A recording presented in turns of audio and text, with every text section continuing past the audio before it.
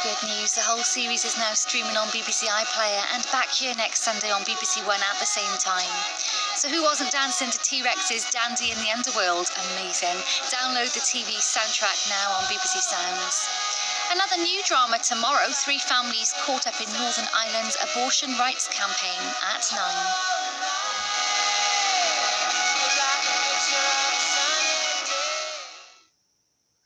Missing AC12? BBC iPlayer's got you covered. I'm someone who can help find what you're looking for.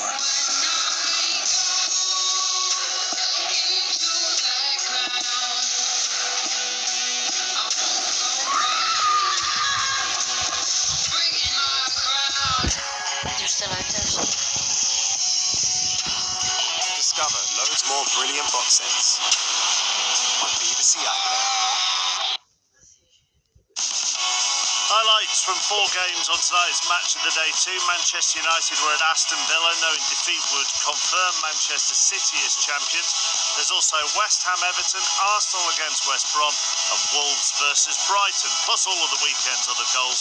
Join us after the news.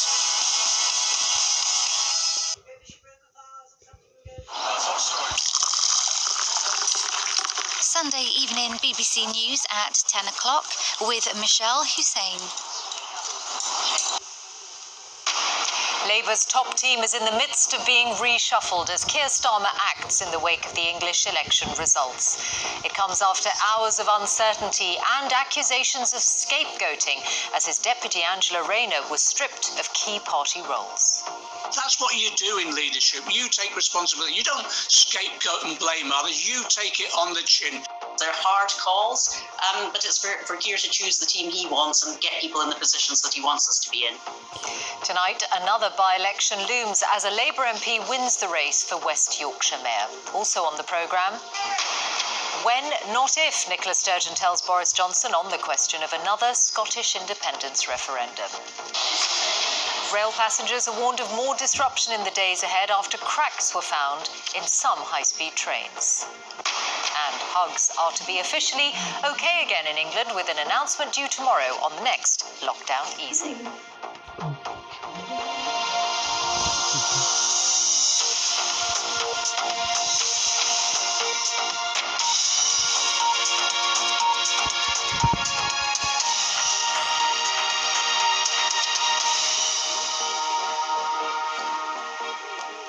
Good evening. In the last hour, the Labour leader Sir Keir Starmer has begun calling members of his top team as he carries out a reshuffle in the wake of the election results in England. He'd already faced accusations of seeking to shift the responsibility onto others as he stripped the deputy leader Angela Rayner of her campaign responsibility roles. Well, let's go live now to our political editor Laura Koonsberg. Laura, what are you hearing?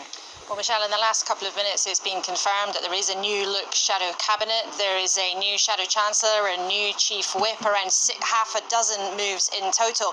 But reshuffles are meant to be a day when leaders can show their authority, they can show that they are in control, that they are in charge. But in the wake of some pretty tough election results on Thursday, instead for Keir Starmer, it's been a day that's been messy, that some Labour sources have described even as mayhem. Our report tonight contains some flashing images. Morning, Mr. Starmer. Tense and tight-lipped. Is removing Angela Rayner as party chair you taking responsibility? No day of rest this Sunday. Is this the first of many changes, Mr. Starmer? After some awful election results, Keir Starmer's edged out his deputy Angela Rayner as party chair, sparking a messy dispute. Was she sacked or offered a different job? With no clarity from the leaders' team. Some Labour MPs around the country baffled and angry. We need to know that this is an individual that has a game plan for taking us forward. And at the moment, that isn't clear. So I think he needs to up his game. For Labour here. Shadow ministers hanging by the phone to find out about their job. Leaders do make those decisions. They're hard calls, but it's for Keir to choose the team he wants and get people in the positions that he wants us to be in. And others demanding much faster change. We can't just saunter our way back into power. We have to show the country that we get the message that we were told and act absolutely decisively. Mayor for the West. Tonight, Labour had something to cheer. A new mayor for West Yorkshire. and some celebrations in West Sussex, even some gains in Oxfordshire. The party nibbling around the edges in some traditional Tory parts of the country. Yet they've taken a hammering in many areas they used to see as their own, losing Durham Council for the first time in 100 years. And rather than set out a compelling plan today of how to get out of the mess, Labour's been clouded by this spat, the opening move of a reshuffle gone wrong.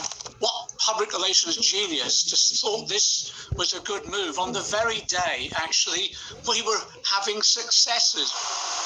Instead of strengthening their grip and power up in the leader's office, Keir Starmer's team has been holed up for hours and hours, stuck over what to do, rather than making calls to announce the new and they hope improved shadow team. These elections were the first for Labour, with Keir Starmer in charge, and the first since the party received a drubbing in 2019.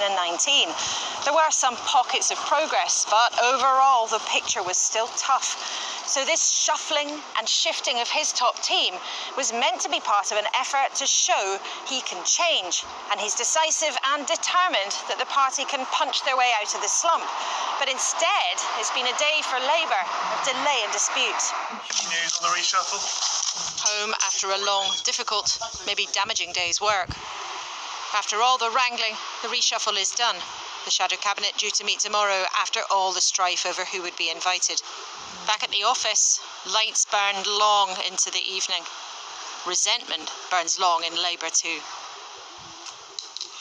Well, more from Laura now. Laura, what do you make of the key changes and what do they suggest? Well, it's not an enormous sweeping reshuffle on some kind of vast scale, but there are some particular changes of note. First of all, Angela Rayner, the deputy of the Labour Party, who the bust-up with Keir Starmer sort of began all the bitterness and the disputes of this reshuffle today, she will actually go to another big job. She'll be the Shadow Chancellor of the Duchy of Lancaster, a fancy name for being somebody very senior indeed in the team who will face off in the House of Commons against Michael Gove.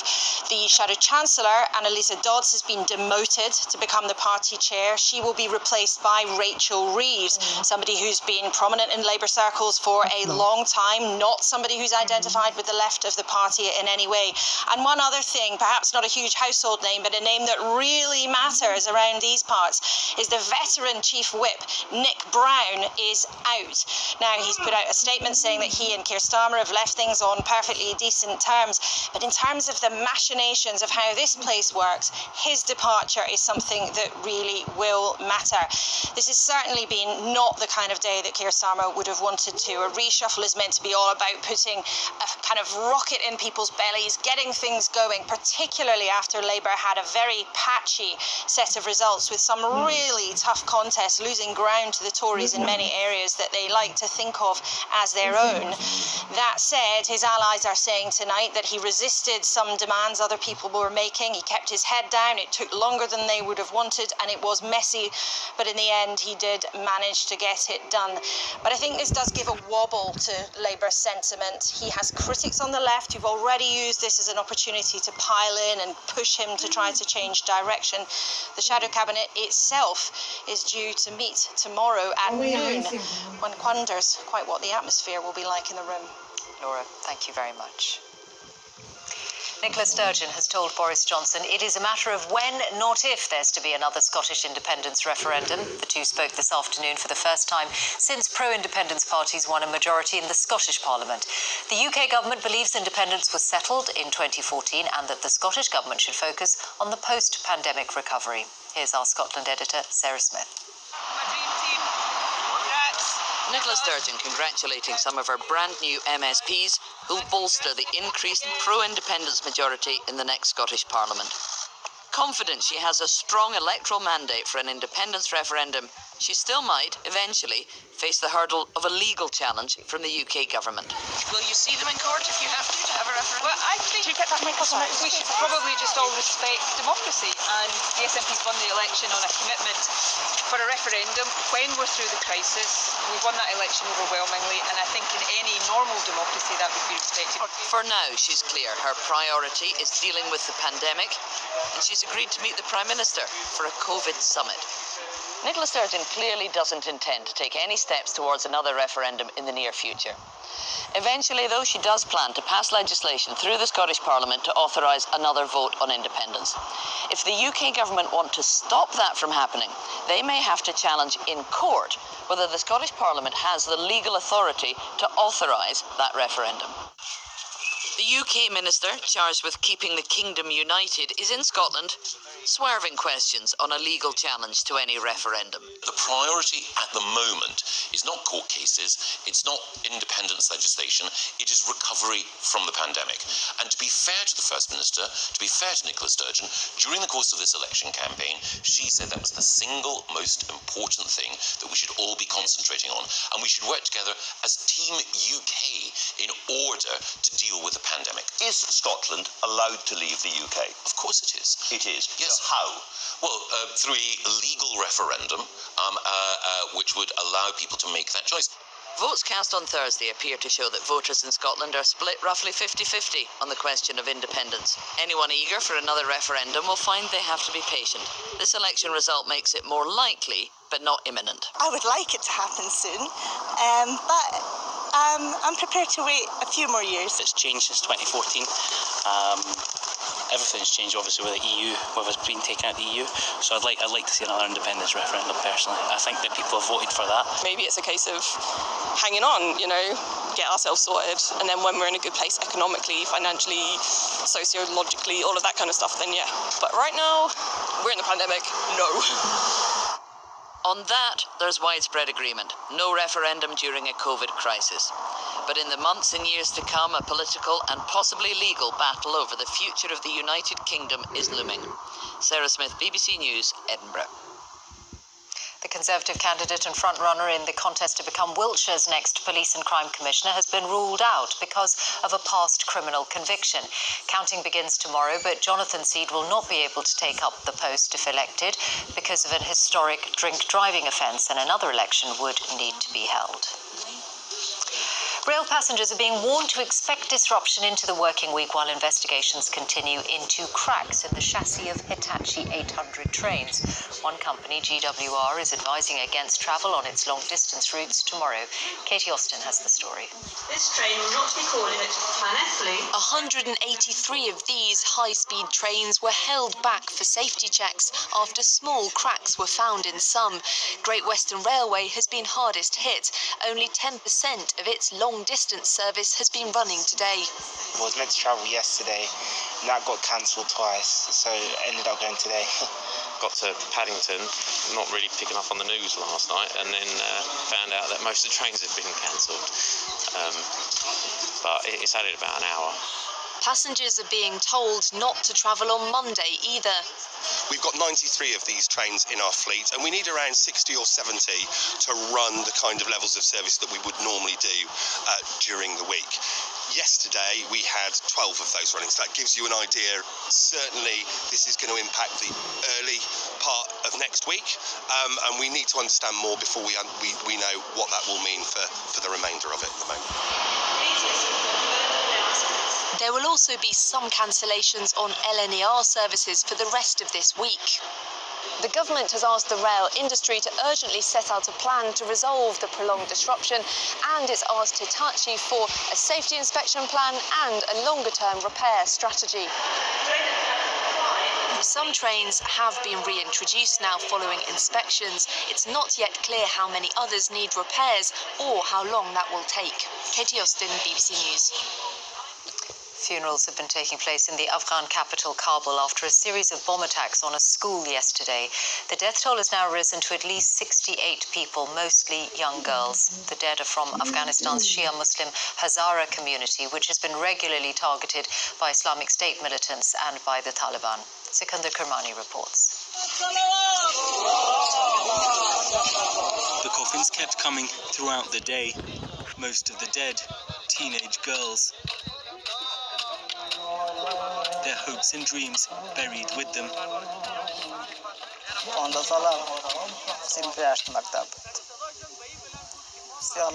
She was very intelligent and never missed a day of school, says the uncle of one 15-year-old.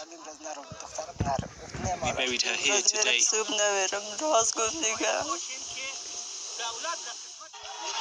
The attack took place as pupils were making their way home. It began with a car bomb outside the school gate. 2 more explosions followed. There's still been no claim of responsibility, but many suspect the Islamic State group is behind the bloodshed. They've repeatedly targeted this minority community of Shia Hazaras in the past too. In hospital corridors, anxious families wait. Many of the victims remain in a critical condition. Tahira described the terror she witnessed. I saw injured people being carried away. Some of them had lost their legs. Some had lost their arms. The street was covered in blood. People were crying. The situation was very bad. Parents were searching for their children. At the scene of the attack, bloodied textbooks and abandoned school bags.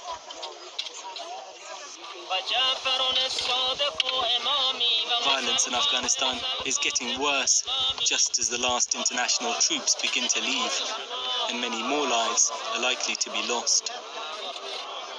Sikandar Kamani, BBC News.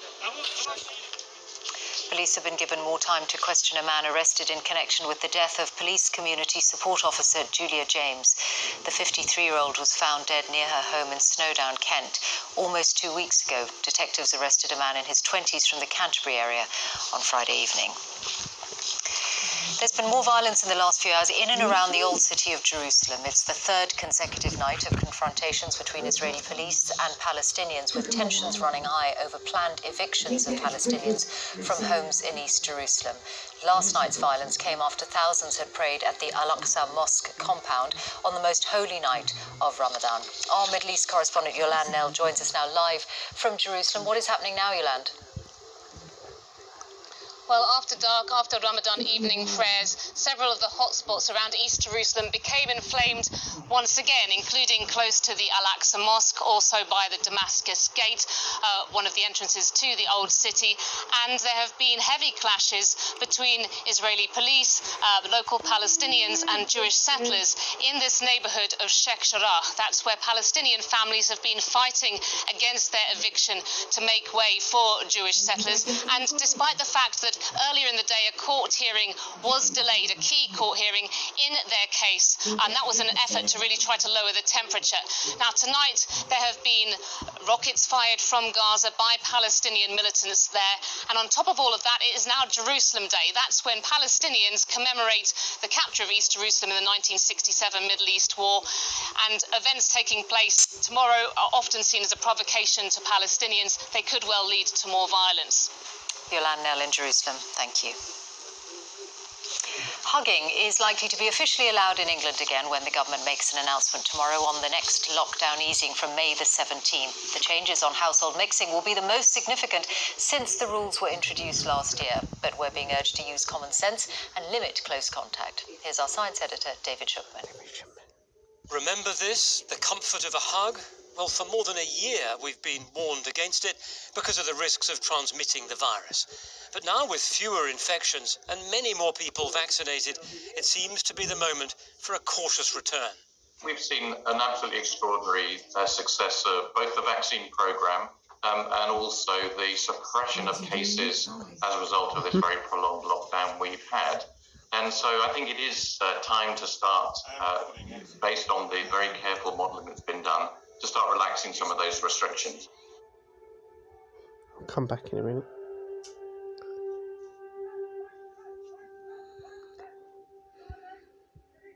So will people rush to hug again, or might they hold back? In Newcastle this afternoon, we found a range of views. It's brilliant. Yeah, really looking forward to it. I couldn't help but want to hug my friends here at the table. I've never been a big hugger myself. People know that about me, so I think it won't change much. I will be cautious, but I really am looking forward to hugging the parents and the in-laws and stuff that we haven't done for a long time, and they need it as well, so yeah, it'll be really nice. The Prime Minister is reported as saying that we need to use our common sense when it comes to hugging. So what exactly does that mean? Well, an infected person can release the virus through their breath. So here's the scientific advice. Limit the number of people you hug, just those who mean most to you, not everyone you meet.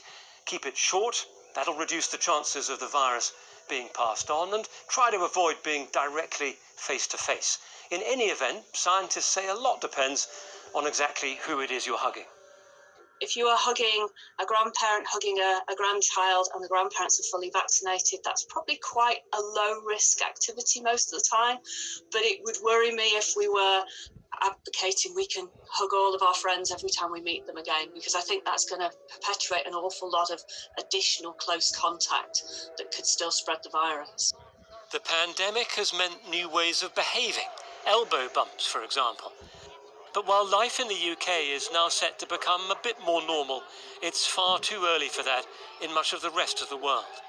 David Schuckman, BBC News.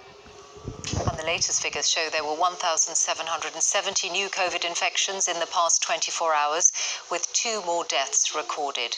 More than 35 million people have now had their first dose of a vaccine. That's over 2/3 of the UK's adult population. More than 17.5 million people have had both jabs, meaning over 1/3 of all adults are now fully vaccinated. Time now for the sport. Let's join Ollie Foster at the BBC Sports Centre. Hello, Ollie. Evening to you, Michelle. Chelsea have retained the Women's Super League title. They beat Reading 5-0 on the final day of the season to finish 2 points clear of Manchester City, but they still have a lot to play for. Joe Curry reports. History in their sights. Chelsea aware that a win at home to Reading would not just hand them the league title, but also their second trophy in a potential quadruple winning campaign. And when you're chasing silverware, well, quick starts can be crucial. Barely a minute on the clock when Melanie Leopold's strike put the home side ahead. Then just before the break, Fran Kirby and Sam Kerr combining as they have done so many times this season. A 1-2, and Chelsea have doubled their lead. A change of ends, but no change of pace. The Kerr-Kirby strike force striking again. Kerr holding the ball up before setting up her partner for her second of the game. It was becoming a question of not if Chelsea would win, but by how many. Their fifth was courtesy of this scrappy effort, with Erin Cuthbert eventually getting it over the line. Job done, and in ruthless fashion. My job has always been to put them into the position where they can compete for these things. So as I always say to them when they're sat grey and old, it's going to be these things they talk about.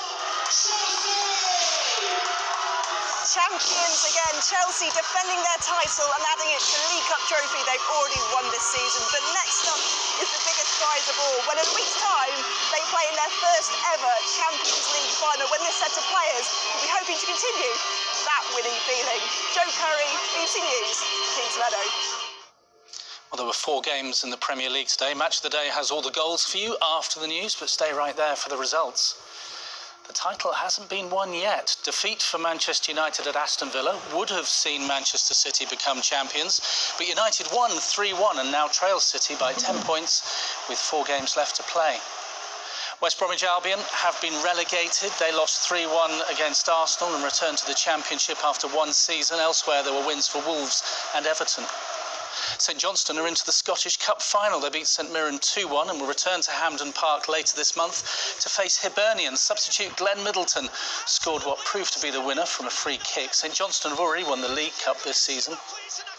Lewis Hamilton has stretched his lead in the Formula One Drivers' Championship to 14 points now, starting on pole. He lost the lead to Max Verstappen, but he overtook his title rival with 6 laps remaining. Victory at the Spanish Grand Prix means he's won 3 of the first 4 races. Harlequins are looking very good for the Rugby Union Premiership playoffs now after an incredible victory against Wasps at the Stoop. Fly half Marcus Smith scored 28 points, and that included a last-minute try, which he then converted to seal victory by 48 points to 46. And that is all the sport for now. Michelle. Ollie, thank you. And that's it from us on BBC One, the news where you are. Good night.